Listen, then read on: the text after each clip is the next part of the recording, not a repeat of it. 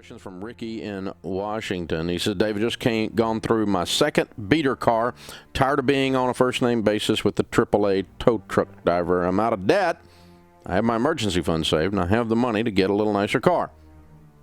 Having a hard time parting with it because I worked so hard to save it. Can you talk a bit about the struggle people have with spending money, even when they have it to spend? Yeah, it's so hard to finally get some in savings. It's hard to release it, especially if you're wired as a saver. Now, I'm wired as a spender. My wife is wired as a saver. Usually we fall in one of two categories. I think you're wired as a saver. She gets great comfort from having that pile of money, more than she would get great comfort from having a reliable car. Me, I'd rather have a reliable car. Past the emergency fund. You're at the, this is an emotional thing at this point. It's not a financial thing. I have the money, but I have trouble releasing it. And so what that says is you're just getting some, it's a normal thing, and it's not a bad thing, but it just says I get security from that extra money beyond my emergency fund.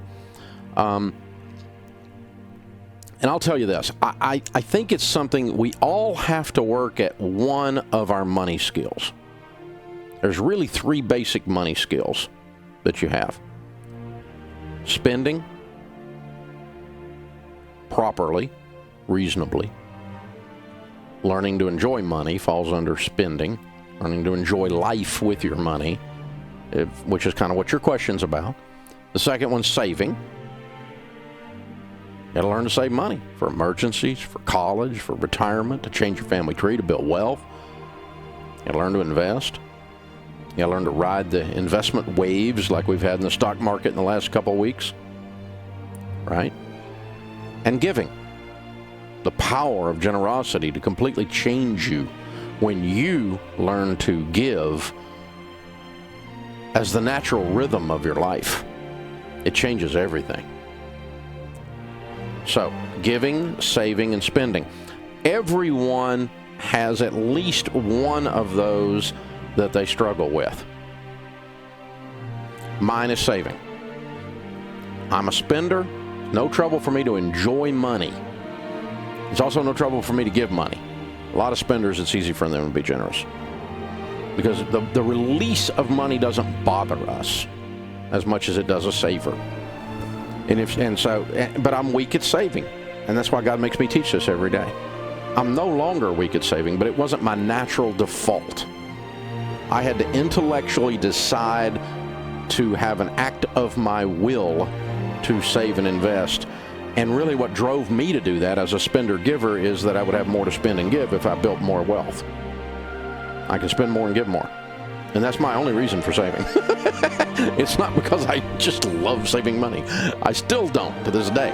It's not. So you're on the other side of this, Ricky, is what we're saying. You don't enjoy spending. We don't know about giving. You didn't address that in your thing. Sometimes I can get spenders or savers like this to turn loose of their money first by increasing their giving. And then that kind of gives them permission to also enjoy the money themselves. But it would be a shame to save and work and not enjoy some of your money. And one of the things you should enjoy is a reliable vehicle. And you don't have a reliable vehicle. You've been doing beaters. And so, you need to go buy the car. You already knew that. You weren't asking about that. You already knew that. But maybe also take a little bit of that money and give it. Find some place to be generous at your church, or find a couple that's struggling, or a single mom that pay her light bill for a year, or whatever. But find something to do, because there's something about giving that kind of then gives you permission down inside your spirit to also enjoy money. Because money's fun if you got some. You ought to enjoy it. You ought to enjoy some nice things. Now, if that's all you do and you don't save and you don't give, then you're just a shallow twerp, right? But, to assume that just because someone has the ability to enjoy money means that they're greedy or shallow, that's just bogus. And the way you can tell is what percentage of their financial situation is going towards stuff for them. And if all the money you make is going to buy you crap, then you're out of balance, you know.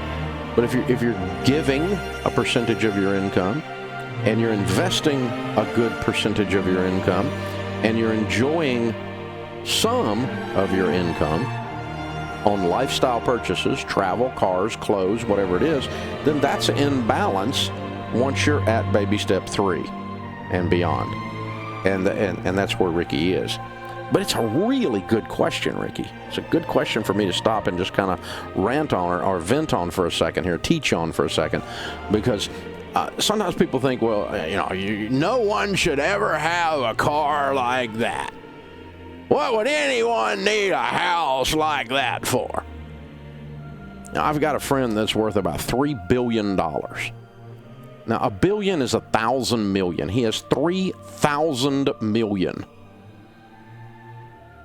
He has 3,000 million. He spent $6 million on his house. And people sent him hate mail. No one should ever have a house like that. His house, as a percentage of his net worth and his income, is like you going through the drive-thru at Chick-fil-A and buying a biscuit. It didn't affect his life one iota to spend $6 million on a house. As a matter of fact, that's a very conservative house for someone who has $3 billion.